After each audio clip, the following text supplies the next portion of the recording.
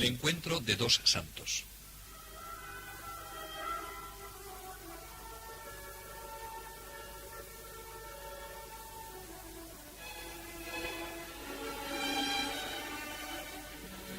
Francisco, nuevo obispo de Ginebra, se instaló en la casa parroquial, que era muy sencilla y en la que reinaba la austeridad y pobreza. Vestía sotana de sarga morada. Sus vestidos eran pobres pero limpios y dignos. Lo que vivía era lo que luego aconsejaba, y así escribirá más tarde en la introducción a la vida devota. No haya en tu persona algo sucio o repulsivo. Sería menospreciar a los que frecuentan tu trato presentarte ante ellos en forma desagradable. Sea tu norma de conducta la sencillez y la modestia, que es, sin duda alguna, el ornato de la hermosura y el mejor velo de la fealdad. Esto practicaba este santo obispo. Con todo, su persona demostraba nobleza. Todo su porte contribuía a realzar la dignidad episcopal que con tanta sencillez y pobreza llevaba. Toda su persona era un ejemplo vivo de lo que debía ser un pastor que se preocupa más de sus ovejas que de sí mismo. El reglamento que había formulado en los ejercicios que hizo antes de su consagración episcopal lo vivió tanto en lo personal como en lo apostólico. En su actividad pastoral supo dar prioridad a lo que más le asemejaba a Cristo. Puso especial atención en anunciar la palabra de Dios, presidir la celebración eucarística y animar a las comunidades de creyentes con su caridad de pastor. Supo mantener un gran equilibrio y regir su diócesis con celo, dulzura y firmeza. Son muchos los ejemplos que lo confirman. Y no solo organizó la catequesis, sino que se preocupó personalmente de dirigirla. Con una excelente pedagogía, entendió que lo que se siembra en los corazones de los niños y de los jóvenes es la base para formar cristianos comprometidos. Aunque no faltaban quienes opinaban que esa no era la tarea de un obispo, él, siguiendo el ejemplo de Cirilo de Jerusalén, Ambrosio de Milán y Agustín de Hipona, entendía que era una tarea muy propia del obispo. Y como el ejemplo arrastra más que las palabras, la catequesis fue implantándose en todas las parroquias. El confesonario fue una de sus tareas pastorales predilectas. Recibía con gusto a todos los penitentes y con especial ternura a los enfermos, malolientes y a cuantos sufrían enfermedades contagiosas. Es el verdadero pastor que busca a la oveja descarriada, que sale al encuentro del hijo pródigo y le ayuda a descubrir el rostro misericordioso de Dios. Francisco es todo un ejemplo de cómo hay que ejercer este ministerio sacerdotal. En medio de sus múltiples ocupaciones, defendía el tiempo dedicado a la oración personal. Francisco nunca cuestionó la oración en favor del servicio. Sabía por experiencia que la oración es el requisito para que crezca en nosotros el deseo de Dios. No basta esperar a que Dios empuje a rezar para ponerse a hacer oración. Es necesario bajar a lo más hondo del corazón para descubrir allí el dinamismo de la vida divina. De manera progresiva, la gracia abrirá en quien ora caminos propicios al recogimiento, y la oración, entonces, se vuelve natural, pues procede de un corazón cercano a Dios. Y son estas personas las que luego pueden encontrarle en medio de las múltiples actividades apostólicas. Lo fundamental en la oración es que trata de ponernos en contacto con el misterio de la vida divina en nosotros. Quiere abrirnos a esa vida de amor que circula en el corazón de la Santísima Trinidad. Si somos fieles en acoger y recibir ese misterio de amor, Él hará germinar en nosotros deseos espirituales y dinamismos apostólicos. En definitiva, Francisco descubre que su oración no es otra cosa que la oración de Cristo en él. Medita. Contempla el Evangelio para descubrir el misterio de la oración de Cristo y ve que en él orar es dinamizar la relación filial que le une al Padre. Es vivir como hijo. En cada página del Evangelio capta la oración de Cristo en acción. Padre, que no se haga mi voluntad, sino la tuya. Yo voy a ti, Padre Santo. Guarda con tu poder a los que me has confiado, para que sean como nosotros una sola cosa. Esta es la oración que hace Francisco. Es personal y apostólica. Ruega por los que Cristo le ha confiado. Por eso sabe reservar, como Cristo, tiempos prolongados a la oración cotidiana. Al leer la vida de Francisco, nos encontramos con un hombre que ha luchado en primera fila en una gran acción misionera. Y podemos correr el riesgo de resaltar tanto lo extraordinario, que dejemos al margen lo cotidiano como algo demasiado simple, como si no contara en su vida, cuando es en este estilo de vida evangélico, lleno de sencillez, donde mejor podremos apreciar el temple de un hombre que supo conjugar con un sano equilibrio la profundidad espiritual con la intensa actividad apostólica.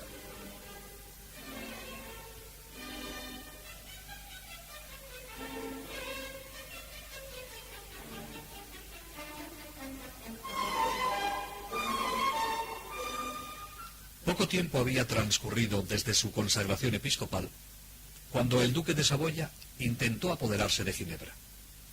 En realidad, con este hecho, no se trataba solo del enfrentamiento entre el duque de Saboya y la ciudad de Ginebra, sino que se ponía en peligro el equilibrio de toda Europa, basado en la Liga Católica, teniendo Saboya como aliados a la Santa Sede y a España contra Enrique IV de Francia y sus aliados protestantes.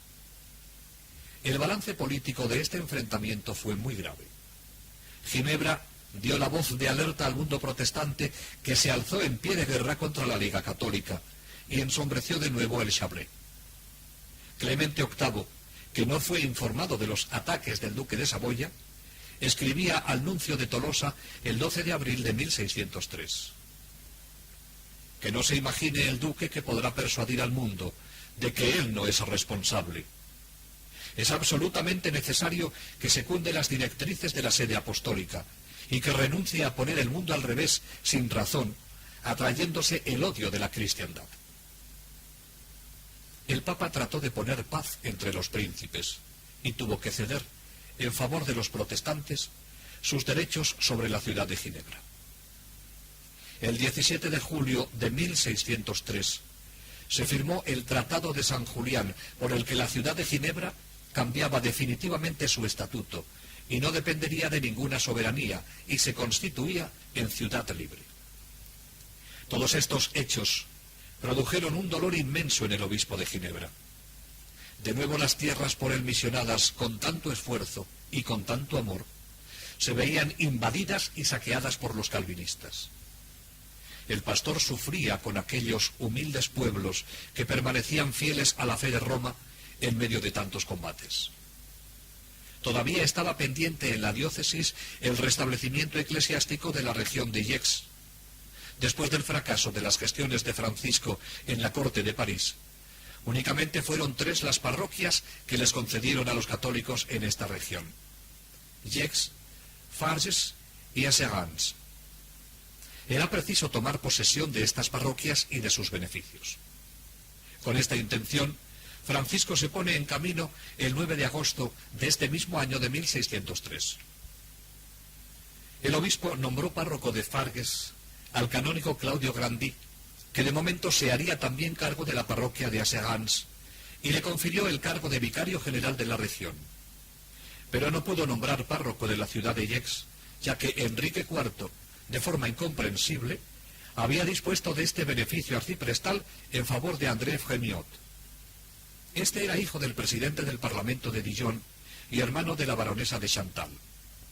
Clemente VIII, en junio de 1603, acababa de anunciar que André Frémiot sería nombrado arzobispo de Bourges. Francisco de Sales no creyó oportuno entablar un juicio con este prelado. Tenía esperanza de recuperar esta parroquia por otros medios. Muchas dificultades presentaba para Francisco esta región de Gex, porque perteneciendo a su diócesis de Ginebra, no era sin embargo territorio de la soberanía de Saboya, sino de Francia. Encontraba dificultades en reclamar el diezmo. Los fieles pedían vicarios de origen francés, y lo peor de todo es que algunos exigían el restablecimiento de los pastores calvinistas. Ante esta situación, Francisco comprendía que debía presentarse ante el Parlamento de Borgoña para defender sus derechos con tacto y dulzura, como sabía hacerlo, pero al mismo tiempo con firmeza. Providencialmente, recibe una invitación de la capital de Borgoña para predicar la Cuaresma de 1604. Francisco no lo duda y acepta. Al saberlo, el duque de Saboya no le agradó. El obispo, inmediatamente, le escribe explicándole las razones del viaje. No se trataba solo de predicar la Cuaresma, sino también de resolver los problemas eclesiásticos de la región de Gex. El duque, que aspiraba a tener esta región bajo su soberanía, aceptó entonces con gusto el viaje de Francisco. Este también tuvo que explicar al Papa su ausencia de la diócesis por motivos pastorales y en beneficio del restablecimiento de esta zona francesa que pertenecía a su gobierno pastoral. Una vez superados todos estos obstáculos, Francisco se pone en camino y llegó a Dijon a primeros de marzo de 1604.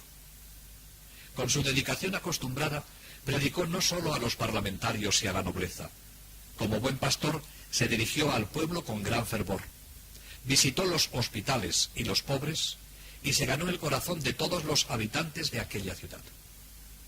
Es significativo el testimonio del joven arzobispo de Bourges, André Fremiot, para darse cuenta del impacto que produjo su presencia en aquel pueblo.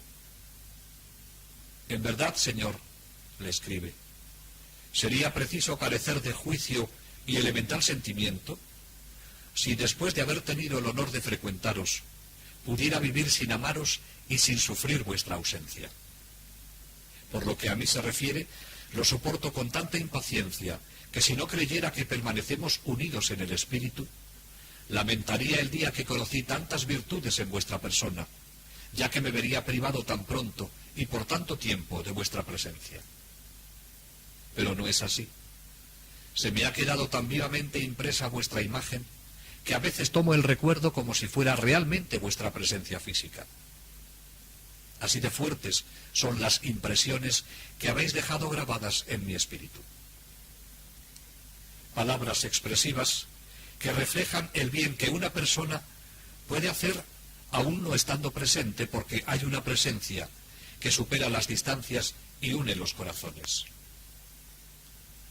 El encuentro de Francisco con André Fremiot solucionaría el problema del arciprestazgo de Gex y sería el eslabón que uniría dos almas llamadas a recorrer un camino de espiritualidad en la Iglesia: Francisco de Sales y Juana Francisca Fremiot, baronesa de Chantal.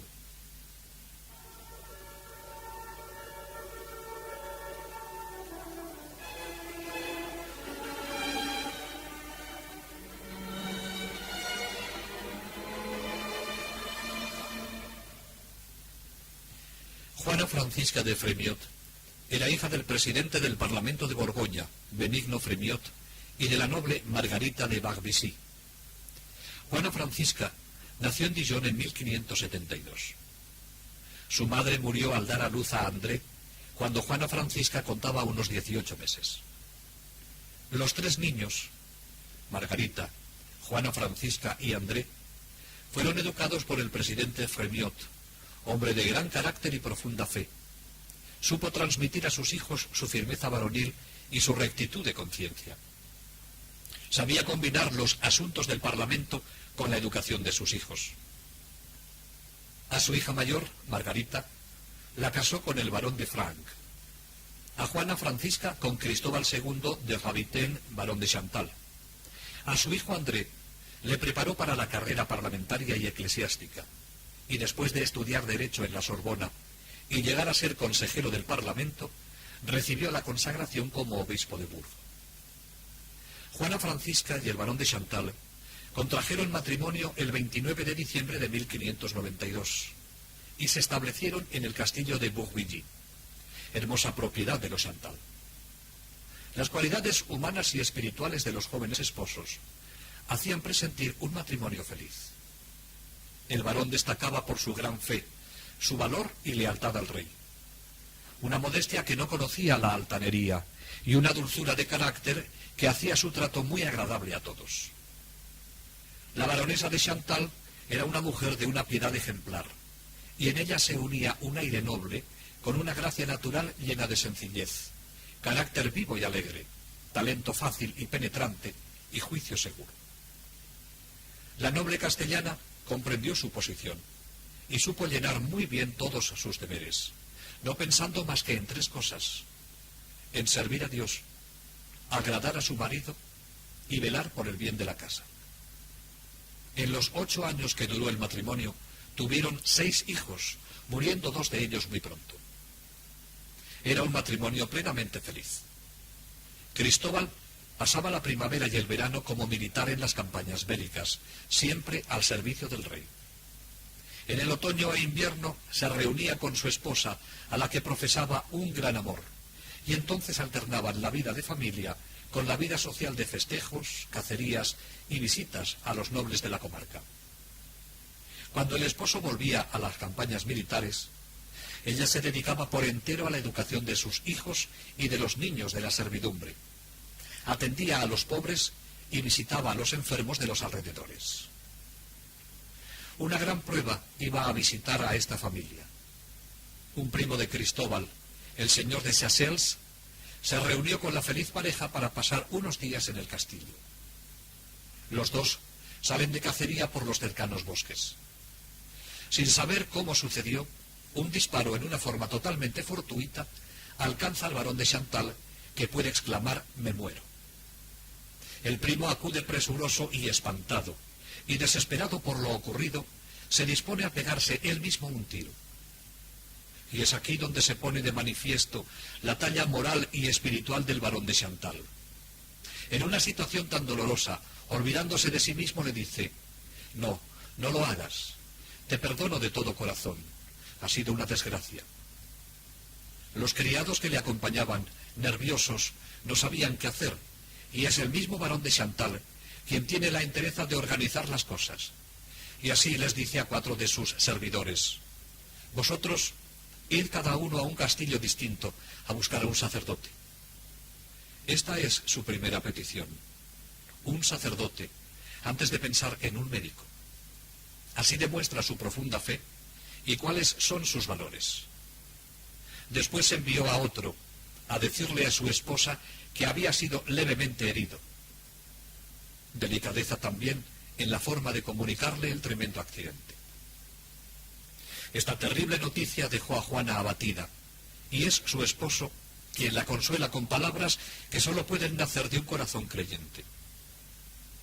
«Las disposiciones de Dios son justas», le dice. «Es preciso aceptarlas. Ahora ha llegado mi turno de morir». Estas actitudes, en esta hora suprema, no se improvisan. Son fruto de una vida de total adhesión a la voluntad de Dios. Y esta es la última a la que debe adherirse Cristóbal. Trasladado al castillo, es atendido por los médicos. Después se confiesa con el primer sacerdote que llega y permanece tranquilo y en paz, esperando el encuentro definitivo con Dios. La incertidumbre en el hogar de los Chantal durará 9 días. El varón, que se debate entre la vida y la muerte, tiene todavía un gesto magnánimo. No solo perdona de todo corazón a su primo, sino que hace constar en el testamento que si alguno de sus hijos pretendiera algún día vengar la muerte de su padre, quedaría desheredado. Este hombre cristiano expira dulcemente, entregando su alma en manos de su Criador y Salvador. Aquellos años felices habían pasado rápidamente. Para Juana comenzaba ahora un tiempo de sacrificio y de sufrimiento. Orientó su vida a la oración, a la educación y a las obras de caridad. Después de haber perdido un marido tan querido, deseaba vivir en el castillo de Bourvilly, apartada de la vida de sociedad. A veces los sufrimientos no vienen solos, y otra cruz le esperaba a Juana. Su suegro, hombre severo, vivía en la soledad del castillo de Montelón, dominado por un ama de llaves que poseía la confianza del anciano y derrochaba su fortuna. El suegro envía un mensaje a Juana pidiéndole que se traslade a su castillo con sus nietos. En caso de negarse, quedarían sin herencia. sacrificando sus gustos, pensando en el bien de sus hijos y en dulcificar un poco la soledad de aquel anciano, Juana abandona el castillo de Bourvilly, donde tan feliz había sido durante 8 años, y se marchó a vivir a Montelón. Antes, repartió entre los necesitados el grano que había en la casa y sus lujosos vestidos. Intuyó que iba a sufrir, pero la cruz que le esperaba era superior a lo que podía sospechar. El agrio carácter de su suegro, y sobre todo la altivez y arrogancia del ama de llaves, la hicieron sufrir más de lo que ella creía poder soportar. Quien mandaba en el castillo era el ama de llaves, que llegó a injuriarla y a indisponerla con su suegro, y Juana tenía que estar sometida totalmente a sus órdenes. Al verla tan injustamente tratada y tan humillada, algunos se enfadaban y se lo comentaban. Ella, con una humildad y aceptación evangélica que admiraba, respondía: si Dios se sirve de ella para imponerme una cruz, ¿por qué he de tenerla en cono? Poniendo en práctica el consejo de Jesús, devolvía bien por mal, y así, dedicada enteramente a la educación de sus hijos, tomó también a su cargo a los hijos del ama de llaves, y les enseñaba las oraciones, a leer y escribir, y los aseaba y arreglaba como si fueran sus hijos. Pero Dios dirigía su vida y preparaba un encuentro que sería el comienzo de una vocación. En 1604, el presidente Fremiot escribía a su hija invitándola a que pasara en Dijon una temporada, y así tendría ocasión de escuchar las conferencias que el obispo de Ginebra iba a predicar aquella Cuaresma.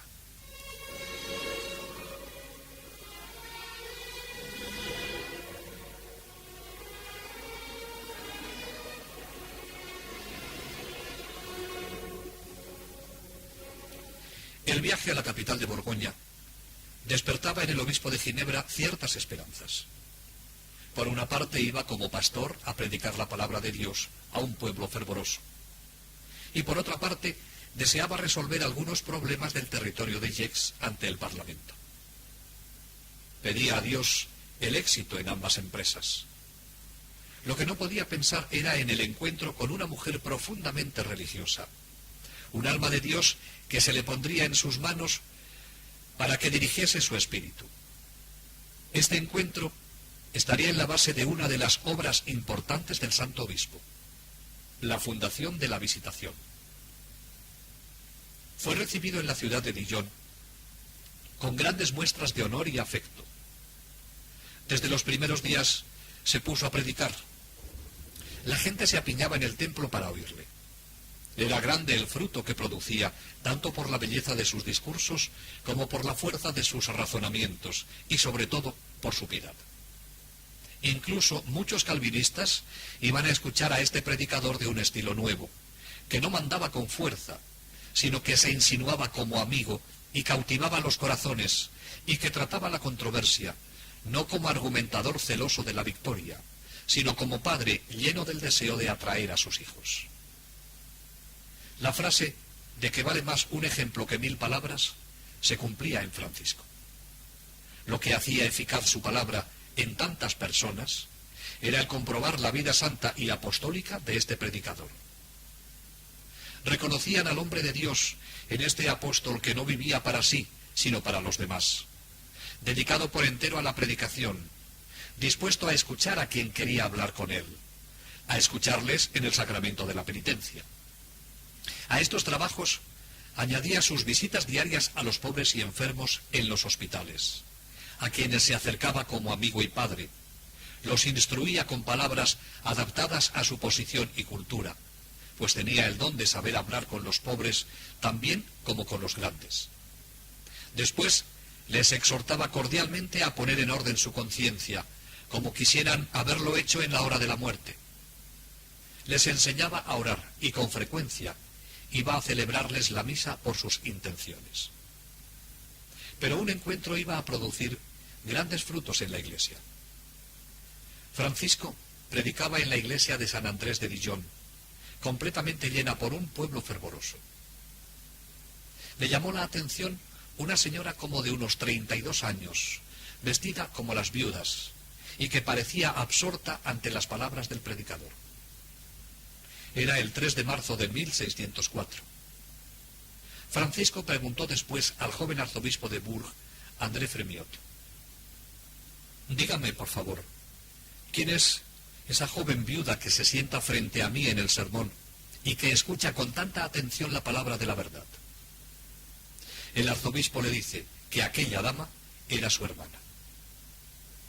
¿Qué era lo que le hacía estar tan atenta en el sermón a esta joven viuda?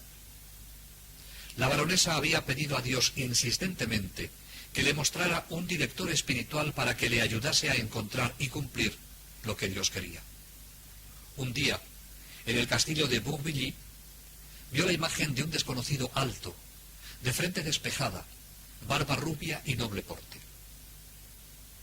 Pero el director que encontró no respondía a esta imagen. Era un fraile austero que le impuso una dura vida de penitencia y le mandó que no revelara a nadie las normas de conducta que le imponía. Ella consideró que quedaba atada en su conciencia a él sin poder abandonarlo o buscar otro distinto.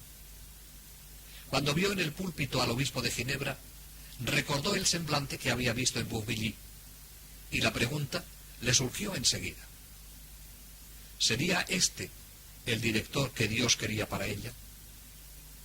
¿Cómo podría conocer cuál era la voluntad de Dios, que era la que realmente quería seguir? Lo que le detenía a dirigirse a él era el confesor a quien se sentía obligada. La ocasión para la primera entrevista tuvo lugar en casa del presidente Fremiot. Francisco fue invitado a comer en aquel distinguido hogar. Allí estaba la baronesa. La conversación se desarrolló en términos generales del fervor del pueblo de Dijon, de la sociedad y de las necesidades de los pobres. Así surgieron otros encuentros. La baronesa de Chantal admiró la santidad de este hombre y se sentía atraída por sus conversaciones como se había admirado de sus discursos públicos. El obispo, por su parte, pudo captar la virtud de esta joven viuda. La señora de Chantal, a pesar de estas entrevistas en el seno de su familia, no se atrevía a manifestarle su interior, incluso a confesarse con él. Por un lado se sentía vivamente inclinada a ello y moría de deseos, según refirió más tarde, de hacerlo. Por otro, se sentía obligada por el compromiso con su confesor de no comunicar más que con él los secretos de su alma. Por fin un día se acercó a Francisco para recibir el sacramento de la penitencia. Al terminar, la señora de Chantal apareció tan serena como si un ángel le hubiera hablado. Francisco comprendió que la voluntad de Dios era que acompañara a aquella alma escogida en su camino espiritual.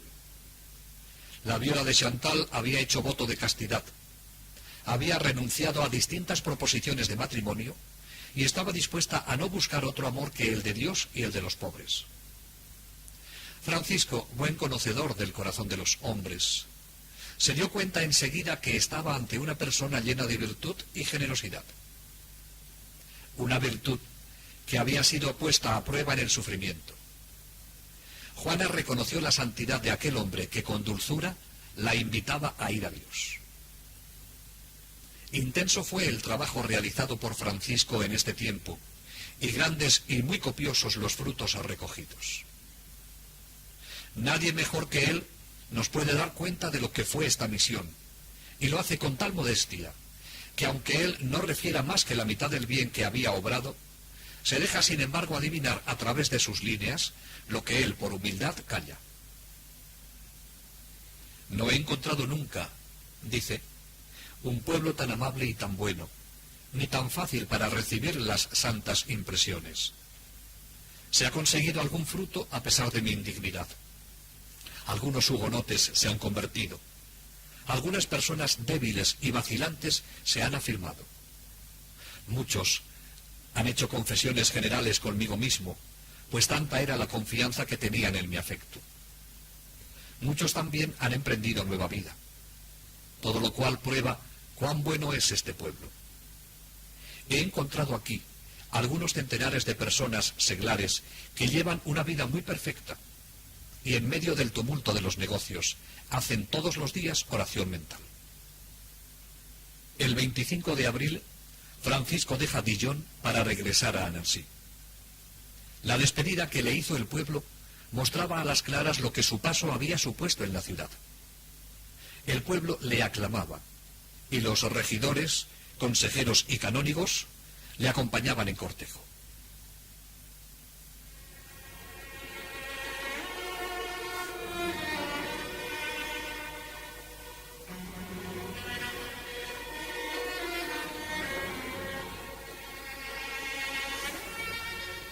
Consciente Francisco de la necesidad que tenía la baronesa de Chantal de ayuda para encontrar la voluntad de Dios, el 3 de mayo le envía una larga carta con sabias y santas orientaciones. No dejéis de rezar a nuestro Dios para que se cumpla en vos su santa voluntad, es decir, el buen deseo y la intención de alcanzar la perfección de la vida cristiana. Deseo que debéis amar y sentir tiernamente vos misma como un don del Espíritu Santo y un destello de su fuego divino. Guardaos de los escrúpulos y descansad totalmente en cuanto os he dicho de palabra, ya que os lo he dicho en nombre del Señor. Manteneos estrechamente en la presencia de Dios por los medios que ya sabéis. Alejaos de ansiedades e inquietudes, para que no haya nada que os impida avanzar hacia la perfección. Abandonad dulcemente vuestro corazón en las llagas de nuestro Señor. Tened una total confianza en su bondad y misericordia, que no os abandonará jamás. Sin embargo, a pesar de ella, manteneos estrechamente abrazada a la cruz. En este nivel espiritual se mantienen estos dos santos. En estas breves líneas se encierra todo un programa de vida espiritual en donde se conjuga la plena confianza en Dios, la paz en la que se debe vivir y al mismo tiempo la exigencia que lleva a abrazarse a la cruz por amor a quien primero la llevó por nosotros. Francisco expresa ya aquí la orientación que dará en su dirección. En ella siempre prevalecerá el amor y la confianza. Son orientaciones que debemos leer y tratar de vivir, porque se acomodan a todo género de vida y a toda vocación. Las inquietudes de la baronesa se debían a las dudas que le surgían de si debía dejar a su confesor y seguir las orientaciones del obispo de Ginebra. No sabía qué hacer. No bastaba la correspondencia para disipar estas dudas. Era necesario tener una entrevista. El encuentro se fijó para el día 24 de agosto en la abadía de Saint-Claude. Allí se encontró con Francisco y su madre. El día transcurrió en oración y visita al monasterio.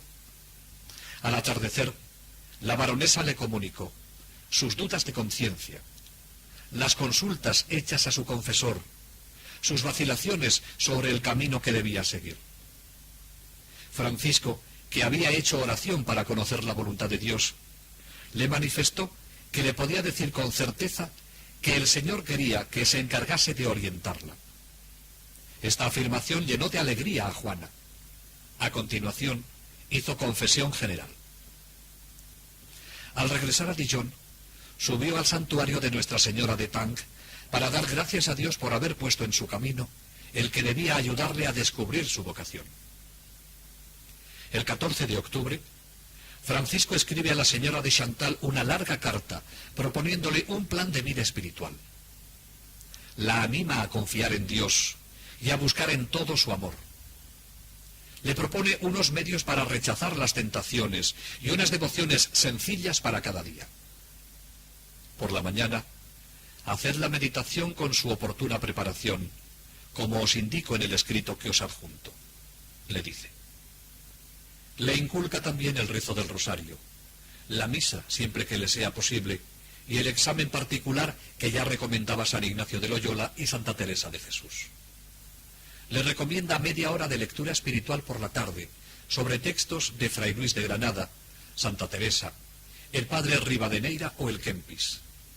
Y sobre todo, le da una regla de oro que marca la espiritualidad de San Francisco de Sales. Hay que hacerlo todo por amor y nada por la fuerza. Hay que querer la obediencia, antes que temer la desobediencia.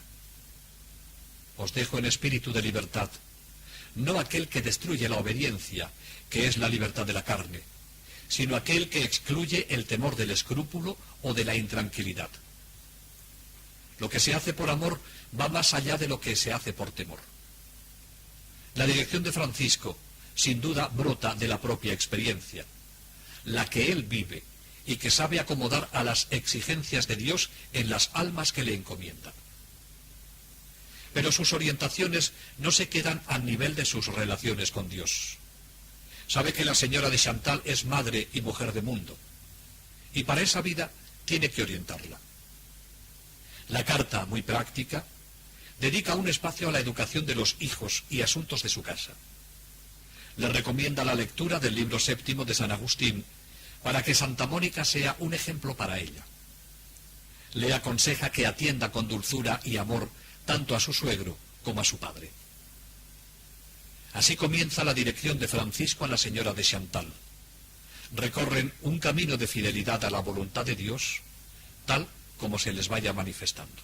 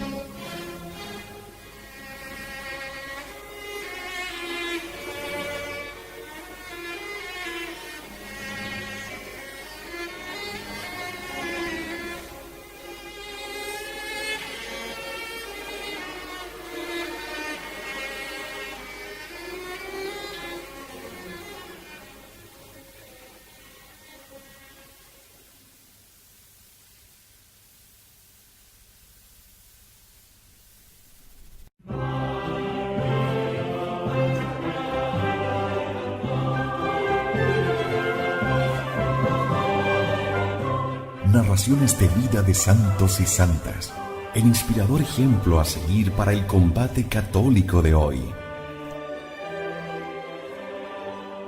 Le invitamos a conservar la doctrina católica y la verdad depositada por nuestro Señor Jesucristo.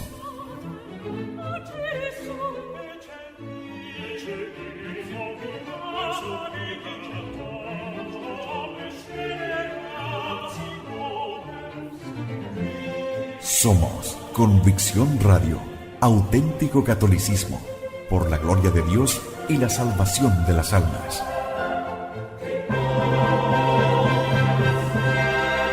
Convicción Radio.